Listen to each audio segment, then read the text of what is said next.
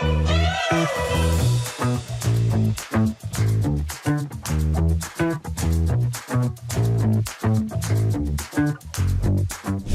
a happy weekend for Mr. Verstappen.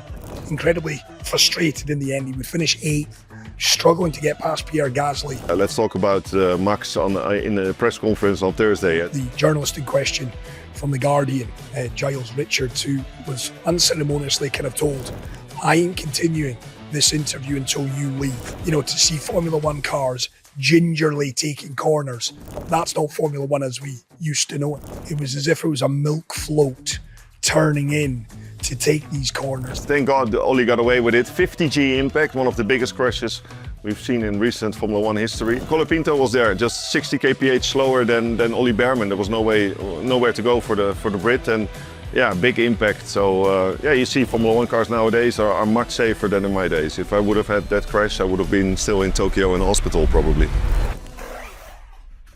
That is the Pit Talk podcast, powered by the good folk at Ifara, just hours after the third race of the 2026 Formula One season.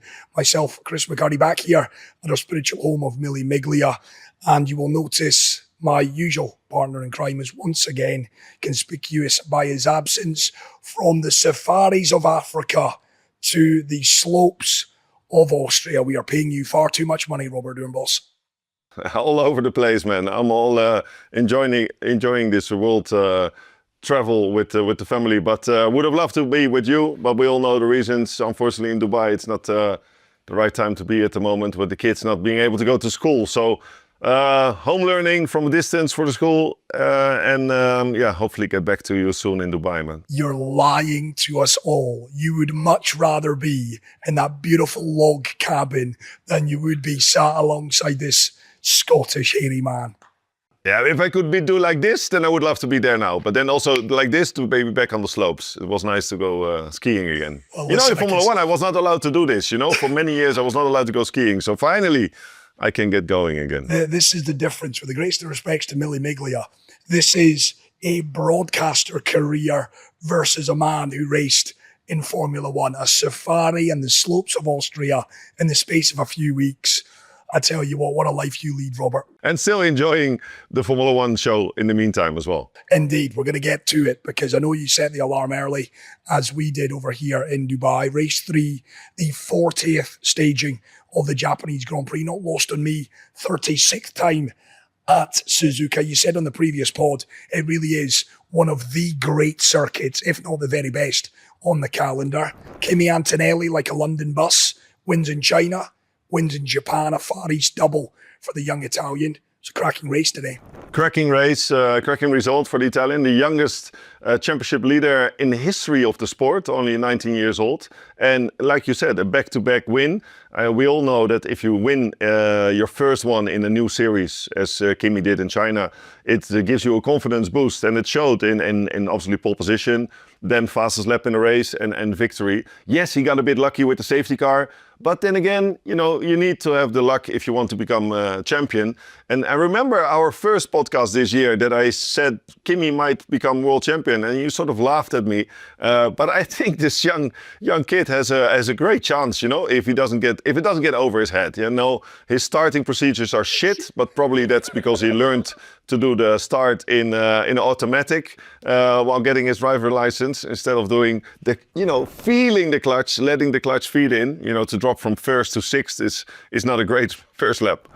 Yeah, did I really laugh and scoff at you with the suggestion that Kimi could be world champion? Well, you said that's not the obvious choice. I think you went with... That's true. What was your choice? What was your choice? George. I think George. Yeah, I went the other one. I went for the other Mercedes boy. Interesting what you say about the safety car.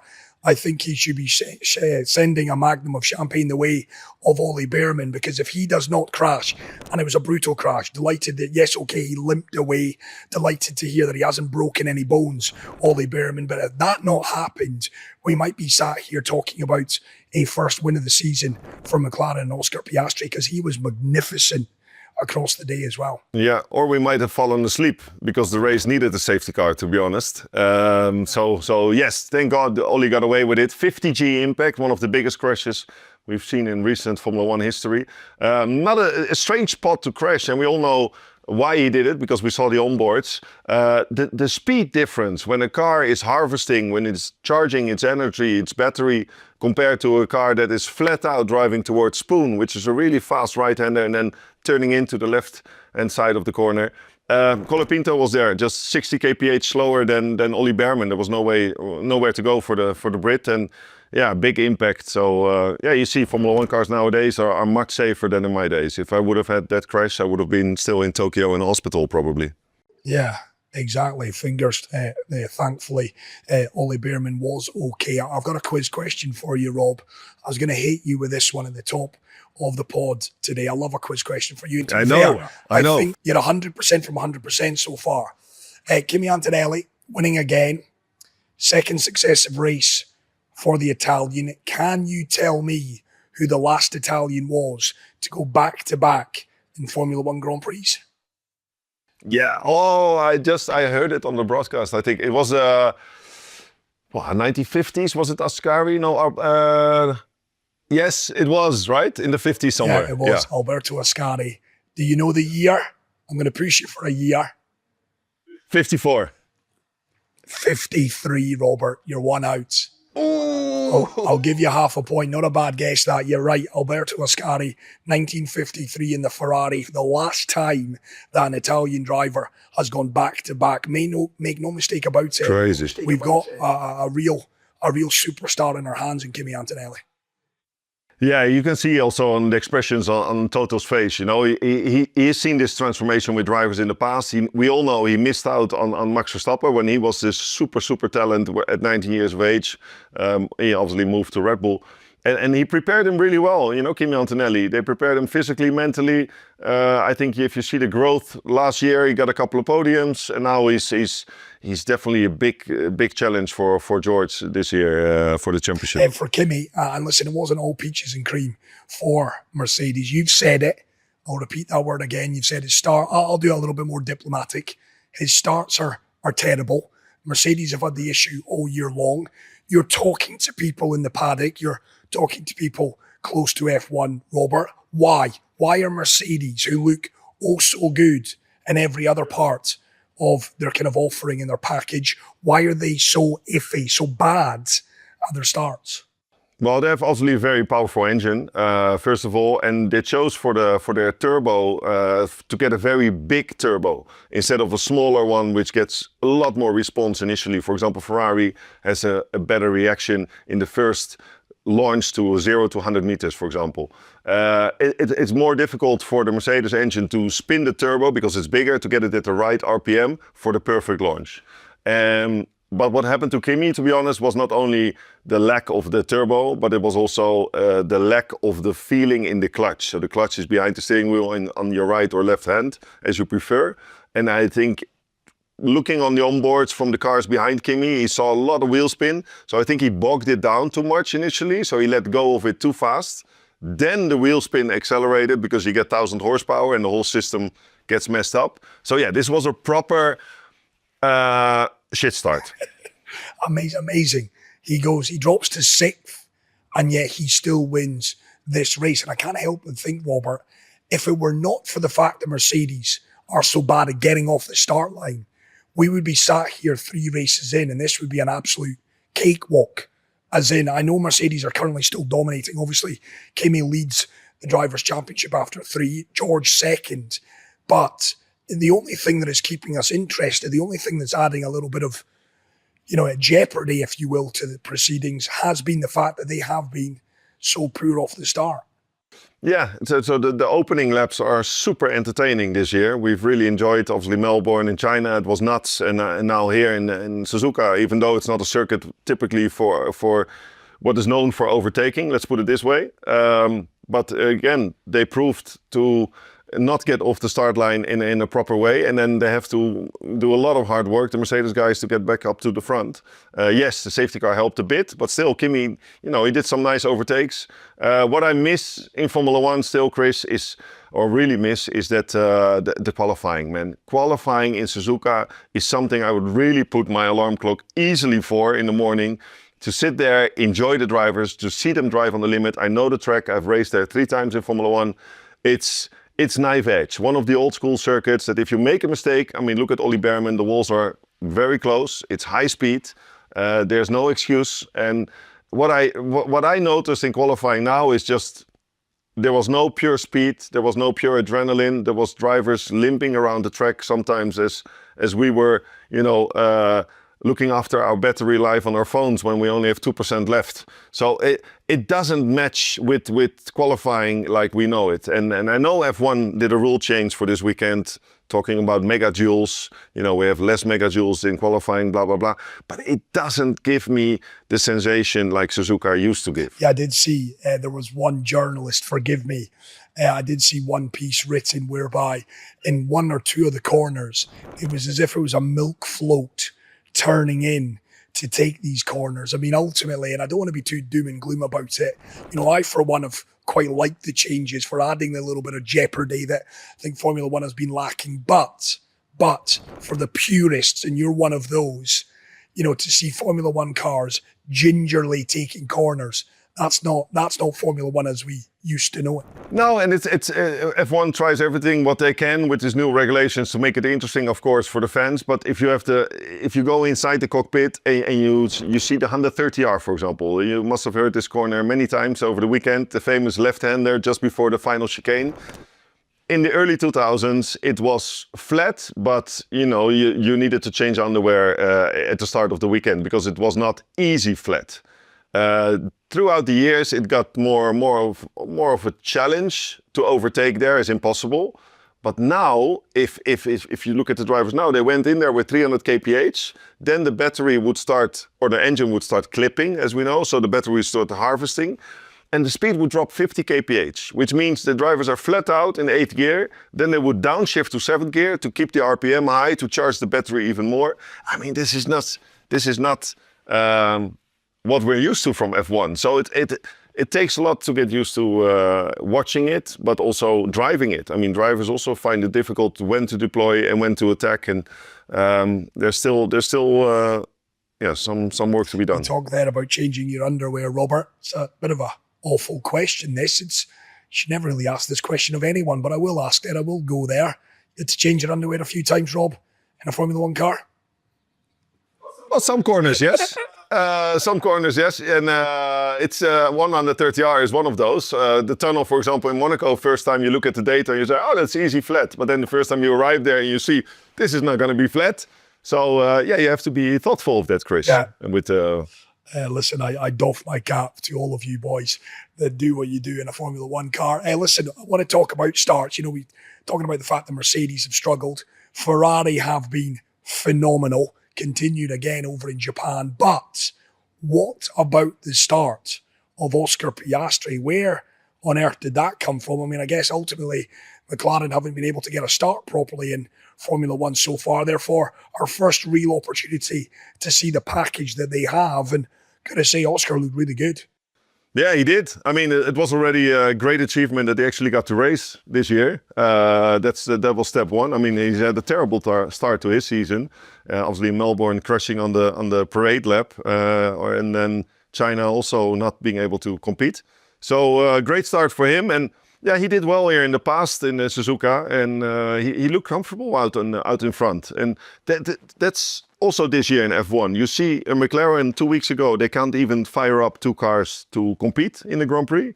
And now they had 2 cars in the top 4 for most part of the race. Indeed, yeah. Oscar finishing second. Lando would eventually finish 5th, just ahead of Lewis Hamilton. The 2 Ferraris, again, signs, Robert, I think the frustrating aspect is they've got something. There's definitely a package there. But in the key areas, there's still a little bit lacking. I know Lewis over the radio was complaining of just power down the straights. They're onto something for sure though, right? Yeah, they're onto something. And I think they've done an amazing job on a mechanical level and aerodynamically, because they're definitely the fastest car in Suzuka this weekend in the cornering. And you could see it as well with the overtaking from Charles Leclerc and Lewis Hamilton into turn 1. They could carry way more speed than a Mercedes or a McLaren. And that's the frustrating part at the same time for Charles Leclerc, who's one of the qualifying beasts in Formula One from the past decade. in Saturday, he was pushing, he was braking later, he was carrying more speed into the corners, but then he was also using more battery. So down the straight, all the hard work that he did in the corners, he lost down the straight. And that is frustrating. It's a compliment for Ferrari. They built a fast car, but they need to start understanding also how to use the energy model better. And then they can finally win a Grand Prix again, because that's what we also want to see, Chris. We don't want to predict on Thursday already who's going to win the Grand Prix. I'm happy for Kimi, I'm happy for Mercedes, but a Ferrari win would be very welcome. Yeah, well, we saw the safety car. I mean, we've touched on it already. It certainly helped Kimi in winning this race. We thought it would help Lewis Hamilton. Certainly the metrics looked like he would come out second behind Kimi. Ultimately, he was behind Oscar, who ended up being behind Russell. Coming out in fourth, he would have been disappointed with that. And then ultimately for Lewis finishing sixth, I guess, I know he started from sixth, but given the way the race panned out, I think Lewis will be slightly frustrated with that tonight. Yeah, four-time Grand Prix winner here in Suzuka, in one of the tracks that he really accelerated at, literally and as a figure of speech. So for him, a sixth position is not great, because again, his teammate is on the podium. But all in all, Lewis is in a much better shape than he was last year. So, considering that he goes to tracks that he's been very, very good at and dominant at in his recent life at Mercedes, then I still expect Lewis to win the Grand Prix this year. What do you think? Yeah, you and I both. Now, listen, we both know, Rob, of the pair of us, you're the man that carries a little bit of sartorial elegance. I mean, you just have to look at some of the suits, etc., the clobber that you wear. I would advise everyone to check out Robert Doornbos's social media for that. You're a man that dresses well. So I'm in no position to comment on what I'm about to do, but please tell me I know where you're going with this. Yeah. Please tell me you saw the pictures of Lewis Hamilton rocking up to Suzuka in the outfit that he was wearing at the weekend. What was the comment you wrote with it, that when your child shits his pants in school and he comes home with a gathering of different outfits? Anyway, we gotta love characters in Formula One. I think there's not enough personality in the paddock at the moment. We need more Lewis. We need more energy K, and not only from the engine, but also Kim Kardashian. I think the F1 world was hoping that Kim would join the track, but she left Tokyo just before the weekend started. But yeah, Lewis, in his days at Mercedes, he was really free to wear what he wanted all weekend. And now I think at Ferrari, it slowly sneaks in again that he's, cherry picking his outfits. I mean, it might look good on you as well. We should, because you were late for this podcast, maybe we should do this as a punishment. Hey, you have to wear a Lewis outfit one day. Can I just say in my defense, Roberto, it's you that's struggling with your time zones. It's not me flying all around the world. Oh, yeah. Yeah, right. So just 2 hours, 3 hours. 10 past the hour, you said. I was 2 minutes early, in fact. It's you you don't know which country you're in or which continent you're on. I'm lost. I'm lost. That's the problem, my friend. Listen, so much to get through. I want to talk, and I've waited long enough, because you might be of a nervous disposition when I talk about this fella. But Max Verstappen, we've got to go there, because there's a lot of baggage to Max right now. Let's start with the race. Incredibly frustrated in the end. He would finish 8th, struggling to get past Pierre Gasly in 7th. He almost took him in the final few corners. Started 11th. He was out-qualified by his Red Bull teammate Isaac Hadjar. Not a happy weekend for Mr. Verstappen. Well, now you're only talking about, obviously, the performances on track. But I think, to be honest, Chris, and I think this is the pink elephant in the room. Let's talk about Max in the press conference on Thursday. I think that was not something you expect from a 4-time world champion, and it was definitely not something Red Bull expected from their lead man. He for those of you who didn't follow it, he actually sent out a journalist. He didn't want to speak any longer in the press conference. He felt he got disrespected by this journalist, and so he didn't show him respect in return. Yeah, you can't do this at this level. The journalists in Formula One, they are there to do their job. You are there to do your job. We all know it's part of the journey. Media Day on Thursday is part of Formula One weekend. So you have to be there as a driver when they call you to be in that room. And I thought it was not the best performance of Max. And we've seen this in the past. If things don't go his way, if he's not happy with the car, if he's disappointed in the team, in the performance, etc., he gets grumpy. And he's definitely not motivated. If you compare the Max from last weekend at the Nürburgring to this weekend, obviously Nürburgring, he was racing a GT3 car, another Formula 1 car. He was smiles all over the place because he was enjoying racing life. He's not enjoying his F1 life at the moment. No, he's not. And he's come out to say, he's been very candid. He's said it publicly that this to him is just not racing as he knows it in Formula One. Just to go back though to the spat and the journalist in question from The Guardian, Giles Richards, who was unceremoniously kind of told, I ain't continuing this interview until you leave. Now, Giles quite rightly said, you're talking to me? Yes, I'm talking to you. Is this in relation to the question I asked in Abu Dhabi? Yes, it is.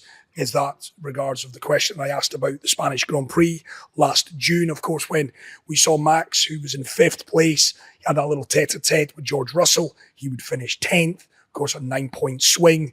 The question that was asked of Max at the end of that Etihad Airways Abu Dhabi Grand Prix was, and again, remember, emotions are high. Lando Norris has just taken the title. This is just minutes after Max, who was telling us all week long, I just want to remind everyone, leading into that race in Abu Dhabi, saying, or intimating that he didn't really care, that it's been a great season. He's a 4-time world champion. Giles asked the question, and I think it's a legitimate question, in truth. I've got to stick up for the kind of journalist union, if you will. He asks Max if there were any regrets, how the Spanish Grand Prix ended up kind of transpiring, if you will. Now, Max took umbrage with the question.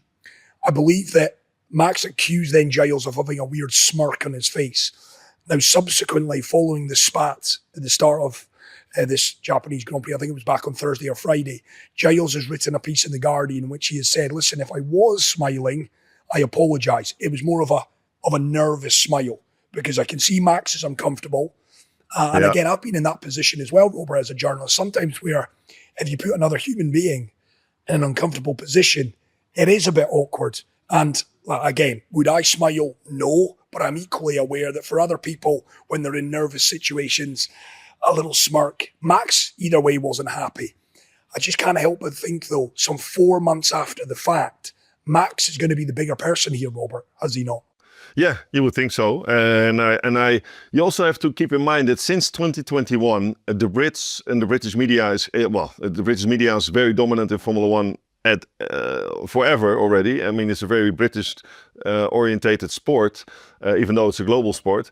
And for some reason, with the battle with Lewis Hamilton, the British media really got under the skin of Max and his management and everybody that's around him. And they just don't get along well. And every question has a bit of a trigger in it for Max to ignite and for the British media to think, wow, that's not a nice response. So he doesn't need the media to get at the level where he is, because obviously his talent got him to the level where he is, and he's winning races and championships. But on the other side, you do need to work with the media, because you're also an ambassador for a bigger brand than he's an individual in a really big organization. There's nobody bigger than the brand itself, Red Bull, what he stands for. So I understand Red Bull is not happy with the way their athlete, presented himself on Thursday.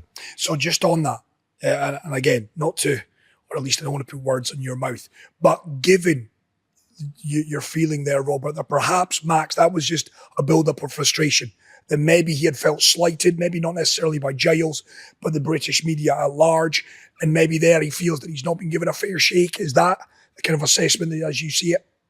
Yeah, it's sort of an irritation that builds up to it. He also said in the past, the media days are the worst part of a Formula One weekend. I switch off my brain only to 1% and I answer the questions that are necessary. And yes, I know most of the questions are always the same. They always get to the same topic, because that is what the journalists have to do and have to write about if Max is the lead character in this topic. But you have to also be smart enough. I think we appreciate his honesty. Yeah? I appreciate his honesty. I think he's a great guy, the way he just filters everything. His heart is on his tongue, and he's not politically correct like any or most of the other drivers are nowadays. But then again, he would have saved himself a lot of negative energy if he would have avoided this topic on a Thursday. And for some reason, because in the situation he is now mentally, that was too hard for him to do. And it's not a smart thing. I think he regrets it in the end, because the thing he did on Thursday catapulted again on Saturday and Sunday. He also needs to talk about it to journalists. So it stays on the top of your mind. And to be at your best in a sport like Formula One, you have to eliminate negative thoughts and try to get all the positives. So in the race, I saw some positives again about Max. I think he was waving to Pierre Gasly when he passed him again on the straight. So he's past the frustration part of the car and he sort of just goes with the flow now. But yeah, he's not a happy camper. I do think you're absolutely right there. It does say a lot about Max's kind of mental kind of position, if you will, whereby, you know, he's carried that grudge through 4 months. We're now at the end of March. Abu Dhabi was mid-December or early December. That's 4 months that he has waited to essentially tell Giles to go F himself. That's telling to me. That doesn't smack to me of a man who is blinkers on and focusing on the right things at the minute. Yeah, and that's winning championships is one thing, but you also have to stick. He sticks with the team obviously because if he could have gone to Mercedes last year and he didn't. He's stuck with Red Bull. He's loyal, and now they're in a terrible position, to be honest. If you look at the history of Red Bull now, I don't think they've been in this position before, because on the engine side they have challenges, on the performance and balance side issues.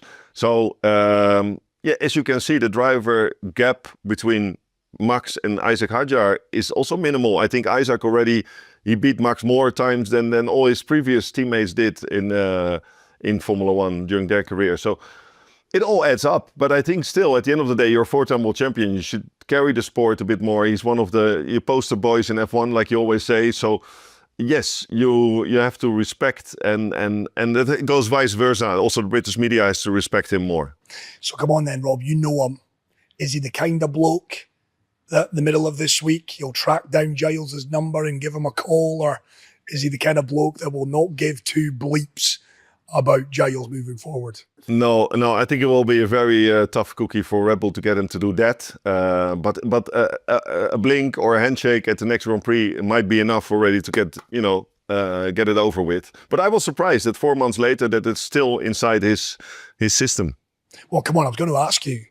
Listen, you're the most mild-mannered bloke I think I've come across.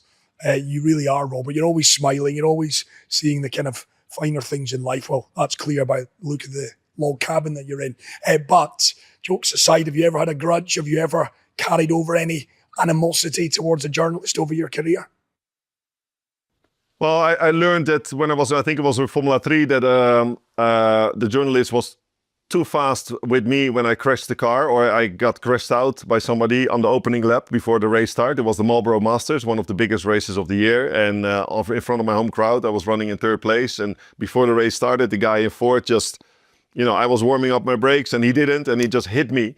I had the Marlboro sponsored car. It was all meant to be that day, and it didn't. So I walked back to the paddock and I took off my helmet, and the first thing I saw, there was a Dutch journalist approaching me, and I had so many swear words, Chris. You can't even bleep enough in this program. I'm from Rotterdam. The guys from Rotterdam are quite straightforward. And then I listened to myself afterwards on the TV screen, and I looked at myself and I felt embarrassed. So, and I also thought it was not great from the journalist to get, put a camera underneath or in my face straight afterwards. So it's something you learn and you live by, but. No real grudges afterwards. Did you get a fine for that? I'm going to ask. Did you get a fine for all that expletives? Yes, I did. And I paid it with a smile, and then I moved on. You will know better than anyone. Give us a bit of an insight here, Robert. Are you aware? The Red Bull, aside from a stern word to Max, will he be hit in the pocket by what he did? Yeah, well, they definitely have. They have to talk about it, because it's like I said, you're bigger than Max Verstappen. The brand is bigger than Max Verstappen, and you represent it. So it's also in your contract. And when you sign a contract, you can never disrespect your employer. And I'm sure Red Bull will talk to him and try to settle this. They have a month to do so until the next Grand Prix. Right. I guess. Listen, in the grand scheme of things, a little tete-a-tete with a journalist is not the most important thing. I think what a lot of people listening or watching this podcast will be shouting at us for is to have the conversation that is probably, well, it's not probably, it is more important And that's Max's comments. You've said it. He was a lot happier last week over in Germany than he was here in Japan. He is openly admitting that he's falling out of love right now with F1. He's a bit like a bear with a sore head, is an expression I use quite a bit. This just isn't F1 as he knows it. I come back to it, Robert. You're Dutch, you know the family. I mean, how concerned should we be? I think he's got a contract through to 2028. I continuously hear that Max is his own man. He doesn't suffer fools gladly. If he's truly not getting, forget the monetary side of things, if he's not getting personal satisfaction, he would have no problem walking away. Are we getting to that point, or am I just a little bit hyperbolic in my assessment? Well, no. I mean, we have. It's been a while that we've seen Max in this state of mind around Formula One. Obviously, because he has been winning in recent years. But it's not the first time he talks about life decisions and life after F1 and side projects that he really enjoys doing, from his sim racing to GT racing to even the 24-hour racing. There's still a lot on his bucket list, and he achieved everything he wants to achieve in Formula One. So he will never walk away in the middle of the season. He will not leave the team behind who gave him the opportunity. You know, that loyalty, the family Verstappen is very loyal in any decision they make. But on the other hand, a contract till 29, and if he's not happy, he can walk away at the end of the season and say, guys, I'm not continuing. And then the Red Bull won't, stand in his way and say, no, you have to keep driving for us for another 2 years. If they can't supply him the machinery that does right to his talent, then Red Bull is the last team on the grid that will keep the driver in the cockpit, and they will say, okay, you're free to go. Like they said, when he's free to go to another team, if they can't give him the tools that he needs. So, and being further down the road, he's a father now. He's obviously loving his GT3 project. Yeah, there's life outside of F1. So I wouldn't be surprised if Max won't be there in 2029 or 28 even. Or what about 27? 27 is going to be a crucial year, because either you, at the end of this season, you think I can still achieve my goals with Red Bull that I would like to achieve, win Grand Prix and be dominant in the sport, or I might move to another team. And we all know that there's only one team he can move to if he wants to, win even more championship in the coming years. And I think that's still Mercedes. I don't ever see him go to Ferrari. He's not a Ferrari driver. I see him go to Mercedes if that's the team he still enjoys driving for. But that's now too early in this season. Watch this space on that front in terms of the other stories from Japan. I mean, it's a case of as you were. I thought Cadillac took a bit of a step back. They were really struggling at the back. And then, of course... They came from 4 seconds behind, and now they're only 2 seconds behind. And they're actually fighting Aston Martin. Well, I think Aston Martin is really even looking worse than ever. I mean, Fernando Alonso, yes, he became a father, so he had a great weekend. So in life, he got a big step up. But in racing, I mean, this car is terrible, Chris. It's just painful to look at. It's a hot mess. It is a hot mess, is what it is. Of course, we've not caught up since the news that Jonathan Wheatley stepping down at Audi. The expectation being, given his relationship with Adrian Newey at Red Bull, that he may well have a position at Aston Martin. But they are, I'll go back to it, they're a hot mess. This next 5 weeks for that organisation is absolutely vital.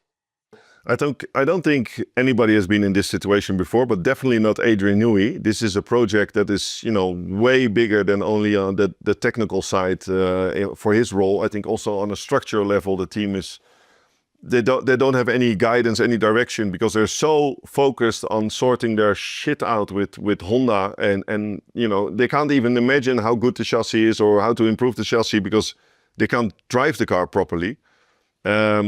They're so slow in the corners. I mean, they're even though the Formula One cars in general are slower than last year. Last year's pole position was 1.8 seconds faster than this year's pole position. But I think Aston Martin already went like 4 seconds faster than they did last year. So yeah, you can't learn from any data. It's just a mess. So a new team principal, yes, but then again, he's on gardening leave. Jonathan Wheatley, he left Audi suddenly. strange because I spoke to him in Bahrain. He was very excited about the project. He was living already for 1 year in Switzerland, and he was really, proud to represent one of the most famous brand and iconic brands in racing and in automotive. And yeah, he doesn't leave for not a very good reason. And I'm not only talking money, but I'm also talking life back in the UK, close to Silverstone, where he's from, working for a team like Aston Martin, which has huge potential. Let's not forget. I mean, they invested 800 million in recent years, or in recent year. So it has a lot of potential, but it's just so down the drain at the moment. Yeah, and that's it. Because it was funny, we did the podcast, of course, after China. I got a lot of messages from friends who were listening or watching, and they said they couldn't quite believe the comment that you made about the fact that, guys, we're 2 races in, tear this up for 2026. Aston Martin are effectively done. They are right now just trying to get semblance of organisation, semblance of a car that they can then use as the basis and the foundation for 2027. My friends could not believe that statement. But that's the case, right? This season's a busted flush. Yeah, it's a flush, and it's very hard to catch up, and even testing is limited. So what do? You go back to the dyno with the engine with Honda, and you say, forget about this engine. Let's focus on developing a new engine that fits properly in our chassis. But it's an expensive write-off, Chris. If you consider that. I mean, even Adrian Newey already is 30 million a year. Alonso costs 20 million a year. Lance costs 10 million a year. The operation cost, the whole new factory was 400 million pounds investment. So it's a big write-off. But you have to make hard decisions to look at a brighter future. Jonathan Wheatley in after his gardening leave, we expect.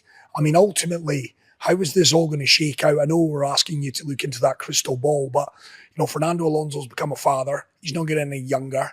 It's going to be a huge leap of faith to assume that he's still going to be driving next year. I don't like being disrespectful. Lance Stroll, we've said it. I just give my opinion. I don't think he's good enough. Obviously, he's the boss's son, so that maybe helps him out as well. A little bit of nepotism, 101 there. But it looks to me as if Aston Martin just need a really good shake from top to bottom. Yeah, I mean, also Fernando Alonso is definitely one of the all-time great Formula One drivers, and it's very easy for him to beat Lance Stroll, and that makes him look good. Within the team, he's obviously the leader, and as a team boss, it's very hard to fire your own son, because now I don't think the problem now is with the drivers. The problem is definitely structural.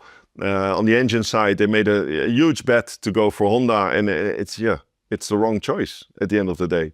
So first they have to organize that, and a new team principal, Jonathan Wheatley. Yes, he can help, but he can only help once the team gets up running, to fine-tune that, like he did with Audi, transition from Sauber to Audi. He fine-tuned the pit stops, he fine-tuned the mechanics, putting the right people in the right place.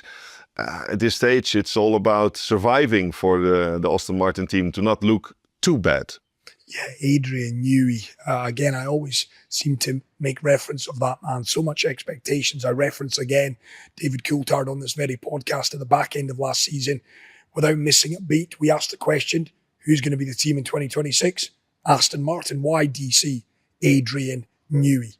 He's been conspicuous by his absence. I've not seen any interview that he's given. You know him, Robert. He's going to be hurting, because this is, you said it again, it was quite kind of stern words from you a couple of weeks back. This is hurting his legacy, because this is a car crash, pardon the pun, of a Formula One car. One of the all-time great designers, Mr. Einstein of Formula One, all the nicknames you can give him, it definitely hurts his legacy. It was a big, bold move to go to Aston Martin. Also big and gutsy from him to say, in 2025, that is not my car. I'm not touching that car. I'm only focusing on the 2026 car. Yeah, and then to come out with this, Honda pointing towards Newey, it's your mistake, your chassis doesn't fit well with our engine, that's why the vibrations come and the drivers can't drive anymore. And then Newey pointing to Honda, your engine is just not powerful enough.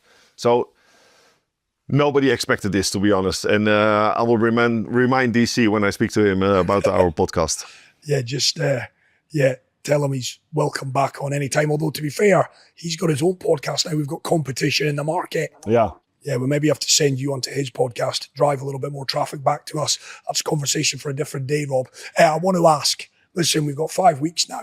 Can't quite believe I'm saying this, but April is a complete write-off Of course, we know the reasons for that. No Bahrain, no Saudi Arabia, given the ongoing political situation here in the Middle East. And I say here because, of course, I am sat here in Dubai. May the 4th will be the next Formula One race in Miami. May the 4th be with you. And 5 weeks is a long time in any sport to be inactive. What are we expecting, Rob? And I've sent you a little bit of homework before we did this podcast, because 5 weeks gives you, Robert, 5 things that you would like to see happening, transpiring. What 5 things need to happen to ensure that Formula One, come Miami, is in a far better, or at least I say Formula One, the season is in a far better place than it is currently. Okay, thank you for the homework. Let's start. Robert's 5 are, first of all, we need Red Bull to build a better car. We need a more happier Max Verstappen, because he's still, the ambassador of the sport, who really didn't do the sport lots of good in recent weeks and months. I know he's honest. We have to respect his honesty. But on the other side, he went a bit too far with the journalist. And, he's not enjoying life in Formula One. Also because the car is not, up to his standard. So let's give Red Bull, lots of homework to build a faster car. Then we need a qualifying change on the Saturday. We need to see a difference with the rules and regulations, and not only talking about 1 megajoule of difference in speed. We need a pure qualifying on the Saturday. Maybe, just charge the batteries full and they don't touch the batteries. We want to see drivers on the edge for a full lap. We want to see drivers talking to journalists after the qualifying, that the adrenaline is pumping through their bodies, and not that they've just managed to, like you manage your battery life on your phone for 2% left to make it across the finish line. It doesn't add up. Third of all, we need more personalities. We talked a little bit about Lewis already, going back into his fashion rhythm. But yeah, the paddock used to be vibrant. We're going to go to a paddock this year, and we want to see, you have to wear a proper outfit, but we want to see happy people in the paddock. We want to see a lot of personality and emotion. And now the general opinion in the paddock is a bit down because of the drivers not being so happy. So let's try to make the drivers happy. And fourth of all, what can we do on the 4th? Let's... 5th, I think you're on the 5. But it's already 5, yeah. Help me out here. What's number 5? Is number if 5 weeks is not a lot of time. Is number 5 not seeing Fernando Alonso give it an actual chance of doing something in his final season? Yeah, if it's his final season, because this is a write-off. It's just showing up, driving around a few laps and then going back home. Give him a proper shot again. He's not too old. Obviously, he can still beat his teammate, but yeah, give him another shot next year. I tell you, this is your 5, not my 5. The other thing, and it's purely so that we get what we want this season.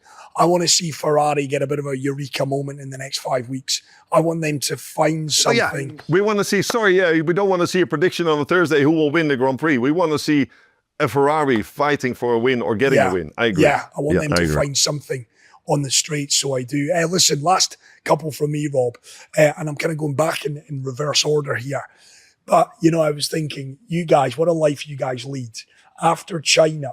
So China's, morning here in Dubai, over there in the Far East. Come Monday afternoon, I don't know if you saw this, Lando Norris was posting up that he just had the best golf round of his life. He was back in Beaverbrook, which is a very illustrious, very exclusive golf club in the UK. And I thought to myself, that bloke has been able to fly from China to the UK, get on the golf course and set, not a course record, but his best round of his life. You guys live one heck of a life.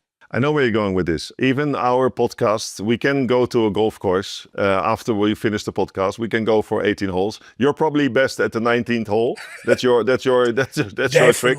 But as we speak now, the race finished a few hours ago, and I think most of the drivers are already halfway down back to Europe in their jets. And did you see that's also part of that. It wouldn't have been lost on you either that Lewis got a lift with the Mercedes lot, him and Valtteri Bottas. I think Toto Wolff's private jet, I think. Not a bad life. Not a bad life whatsoever. Listen, It's I going need to get my skis back on. So I'm talking about a bad life, man. I'm out of here. No, I know you are. I'm You know joking, why? I'm joking. Because I know Mrs. Durenboss is behind that camera saying, wrap this up, buddy. You promised me the slopes on this Sunday. Listen, Rob, always a pleasure. Never a chore. Safe journey back to Dubai. And we'll see you in a couple of weeks for another edition of the Pit Talk podcast. Powered by Ithara. Top stuff. Stay safe, buddy. Stay safe. See you soon. Robert Durenboss getting back onto the slopes. A reminder, a little bit of work for me to do before I bid you adieu. AbuDhabiGP.com. That is where we are sending you, because despite the truncated nature of the season at present, all roads do indeed lead to Abu Dhabi. Start of December for race. Well, it will be 22 now of this season. AbuDhabiGP.com is where you can find all of your ticketing information, whether that be Golden Circle passes for your concerts, whether that be the very best in hospitality. Do get along there. The team, the good folk at Ithara, who of course promoters of the year in 2025. Do tell your friends about us. It is the Pit Talk podcast powered by Ithara. You can subscribe. Please do that wherever you get your podcasts, or do check out the Pit Talk Pod on our YouTube channel as well. Chris McCarty here and Millie Miglia. And for those of you perhaps watching in the United Arab Emirates, or anyone that is maybe planning on coming here, yes, one or two of you still will be planning on travelling into the United Arab Emirates, you can do a lot worse than check out Millie Miglia, located in the Al Quoz Industrial Estate here in Dubai. A fantastic array of pretty special and unique memorabilia from the world, not just of Formula One, but of motorsport as well. Right, my job is done. Another edition of the Pit Talk podcast, powered by Ithara. We'll catch you next time.